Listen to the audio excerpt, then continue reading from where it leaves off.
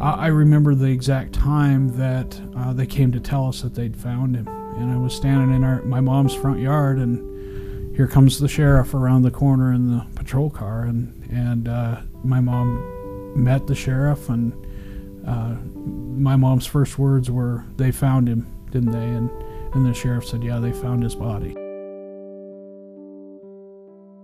September 25th of '09, a day before she'd gone over to Billings. She was the assistant city attorney here in Missoula. She'd gone over to Billings to teach a class at the McGuire Domestic Violence Conference. She was coming down the highway at about 65, 66 miles an hour, and a DUI driver at 115 passed the car behind her and hit her and just tumbled her down the road for several hundred yards. It was 4th of July weekend last year. Repeat offender, an alcoholic. He was drunk, high, looking for something to steal. I saw him in our house from a distance and immediately called 911. Chased us out the front door, down the stairs, out the front door. We turned around to see him closing our door and staying in our house. And the first thought we had was that our kids are still inside.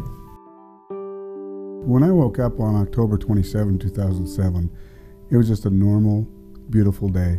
I'm going to go to Montana Tech game, going to hang out with Mariah at the game. 7:30 the next morning, everything changed.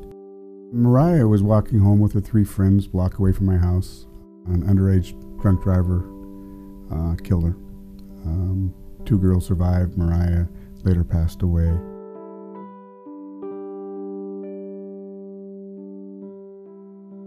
You know, we've come a long way since 1987 when it comes to victims and victims' rights and things, resources for victims. You know, when that happened to our family in 1987, there was nothing. I mean, the community came together for us a little bit, but really there was nothing in place to help us understand what the justice system was, help us understand what we're going to face. There was just nothing like that, and really there was little communication between us and the prosecutor or us and the law enforcement, but we've seen that change over the years to where we're starting to involve those victims in that process. I really wanted to help victims through the process because it's a really difficult process. You know, like when my sister was killed, advocacy was it was not heard of even at the time, really. And victims really didn't have any rights. They were a prop in the state's case. It was the state versus the offender, and victims' input was minimal. The criminal justice system for a very long time did a pretty bad job of dealing with victims because it was sort of all about the bad guy. But it's not really doing justice if we get the bad guy and re-traumatize a victim or don't listen to a victim's wishes for what they would like to see happen. Sometimes their wishes are not realistic, and part of my job is to give them some idea about what is realistic and reasonable to expect. But I try to consult with victims sort of as a united front every step along the way to the extent that they'll let me. Because we do, I think typically both from prosecution and the cops, I think where I used to believe we did a really good job until I got to be on the victim end, I think we do a real dismal job of keeping people in the loop, because to us it's just part of the normal job. And to them, as you know, it's, what would you call it? It's a life-altering experience.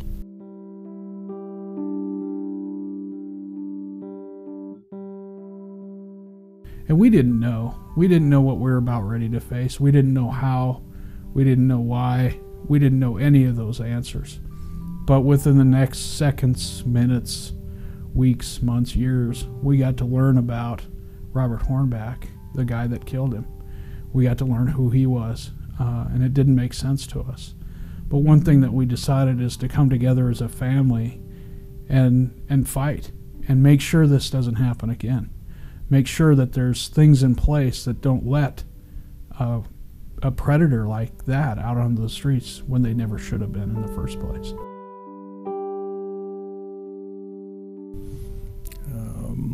Even now, it's tough to, My wife prosecuted DUIs and domestic violence. She put people away for that, and I've been hunting them and arresting them for damn near 4 decades. Never in the world thought so. You know, we're the good guys. We don't think that we'll be the victims. But then came the trial. This guy should have pled guilty because it was the evidence was overwhelming. He decided to plead innocent. He had no leg to stand on, but he drew the trial out for 3 days. The crime took 3 minutes to commit. The trial lasted 3 days, where we had to relive that. We got to be in the news, something we didn't ask for. And my heart rate was up for 3 days straight. I couldn't sleep. I had to relive the whole thing again. It was horrible. And yet I consider myself lucky compared to some people who have gone through much worse. Maybe the police were never able to find a suspect. So those people live with the thought that there's someone that's still out there. And those are people that I think need counseling and are entitled to something, because they walk around with wounds, basically, physical or mental or both. I call it murder whenever you're drunk behind a wheel. It's murder when you kill somebody because you made a decision to do that. And that decision has taken the sacred from us and totally changed our life in every aspect of life. The moment you wake up, the moment you get out of bed and stumble and fumble just to make sense of things, to the time you go to bed, it's there. And in the decision of that individual that made our life change, we became a victim. But a victim is something that stays with you if you don't change. And we decided to change, to become a victor and try to help people. Well, I've had innumerable good experiences with victims. I think one of the wonderful things about my job is that I get to see and often be a part of their process of sort of healing and growth. But the extent to which victims will trust me with very, very personal things in their lives and trust that I will help get them through this as best as possible is a really sort of flattering, wonderful thing. I still have victims who come back and visit me or hug me in the grocery store and introduce me to their families, even though I am a reminder of a very, very horrible time in their life. But I think one of the amazing things that we get to see, and I think this is probably true for all of us in the system, advocates, law enforcement, prosecutors, everybody, is that we get to see the capacity that people have for strength and growth and resilience, and sometimes for compassion and forgiveness. I mean, it can be very humbling to be in this job. One of the best things that we do is we help crime victims. Anybody who's been through an experience like our family was in 1987, we try and bring them resources. We try and get things for them to make the process easier for them, easier than it was for us. The criminal justice system probably at one point was just state versus defendant, right? The state is prosecuting the offender. We became much, much more aware and attuned to the fact that in every crime it's more than just about convicting an offender. It's about trying to recognize the impact on the victim and the community and bringing those pieces into it as well. Victim advocates and law enforcement are not the only ones who can do that, right? We need to have the community respond. And part of that lack of community response sometimes is the fact that we don't invest financially in these programs, right? Right now, the state of Montana provides very little state funding for victim services. Most of the money that we rely on is federal money. And then obviously communities have some community support. But if we really wanted to address the needs of crime victims as a community, as a state, as humanity, we would need to invest much more resources in addressing the issues than we do right now. As an advocate, I make sure that crime victims are heard, that they have a say in what happens in the criminal justice system, that they are able to get any services that they need, basically just so they have someone to talk to. Well, the resources that we have available come from different agencies. And so we put together a bunch of folks to assist in different ways, whether it be the YWCA, the CVA's office, hospitals, counseling. So I guess depending on the situation that we're dealing with, we should have somewhere to direct folks for assistance. Everything has an impact. Everything has a, you know, and the other thing for people on the investigating and the prosecution end and everything, you know, like I mentioned before, is look at it, imagine yourself in the position of that victim or that family. Hell, just imagine the worst, as you're well aware, the worst day of your life.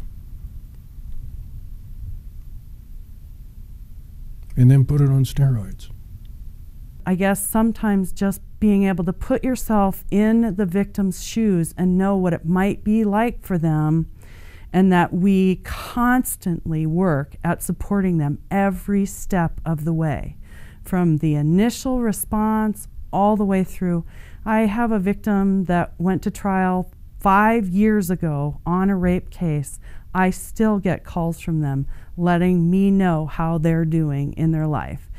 And just realize that for them, it's a huge thing. I mean, it engulfs them. For us, it's one more case. I would tell a prosecutor, if it's his first day on the job or he's been on the job for 25 years, do what you are trained to do and you're educated to do and what you're paid to do. Do not let social morals or apathy towards a situation like that dictate your job when you go to your desk that morning, because that child or that individual deserves to be heard. You are talking for that dead person, and you need to protect the wishes of that family of what they're going through. And the county attorney, do not please push away a first DUI and slap them on the wrist. That is a sign of illness and sickness that could affect you and your family very seriously. Do I say throw the book? No, but make it sure that person understands what he did, and don't push him off so you see him in the revolving door process again. If you think we can do it on our own, we can't. So victim advocates are not going to solve the issues of crime victims by ourselves. Because most of the time what we're doing, given the overwhelming number of people who need services, is just putting Band-Aids on situations. Short-term solutions, short-term safety, shelter for a couple weeks. And if we really want to address the issues of crime victims, we have to have more of that community response. So law enforcement is one piece. The courts, prosecutors, judges are another piece. But I really think much more kind of holistically at this point in my life that it has to be community leaders, it has to be schools, it has to be churches, it has to be lots of people who think when something happens to a victim of crime, we're going to embrace them in lots of different ways. One of the changes in 18 years that I've observed is the ability to be more empathetic to the victims and to the folks that you're talking to. I mean, back in the day, you went in, you took the call, and you moved on, and now it's more accepted and more expected to be empathetic to your victim, to take the time to find out what they need and how you can help them. It's not a sign of weakness to feel something with your victim and try to help them through this. And I think that's one of the biggest changes, and I think that's one of the most positive changes I think that has come out, is that the officer and the victims go through the experience together to try and resolve it. Most crime victims want justice. There's really no way to say what justice is, because it's going to be different to everyone. Justice may be sending an offender off to prison for the remainder of their lives. Justice may be, even if there isn't a conviction, that they were heard in court and were able to tell their story and somebody listened and believed them, and that may be justice for that person. While the prosecutor's ultimate role is to do justice, and that certainly includes trying to do justice to a victim's experience, both in terms of their experience undergoing the trauma of the crime that they've been the victim of, but also going through the criminal justice system. The majority of the process, I think, was within the limits of the system, was handled pretty well. I would have liked to be in the loop more often. I would have liked to have them calling me instead of more often than not me calling and asking for information. The prosecutor did, I believe, a very good job with what she was given. For evidence and investigation, I believe the Highway Patrol did a really good job.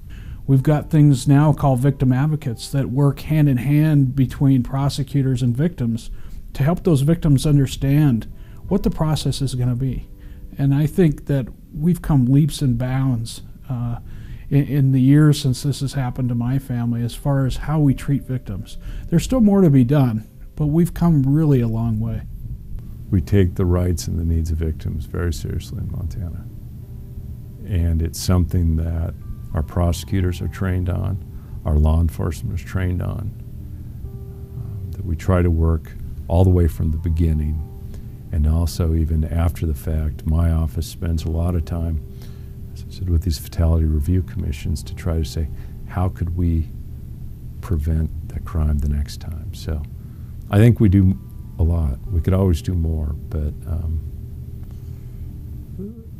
Montana's in a pretty good place.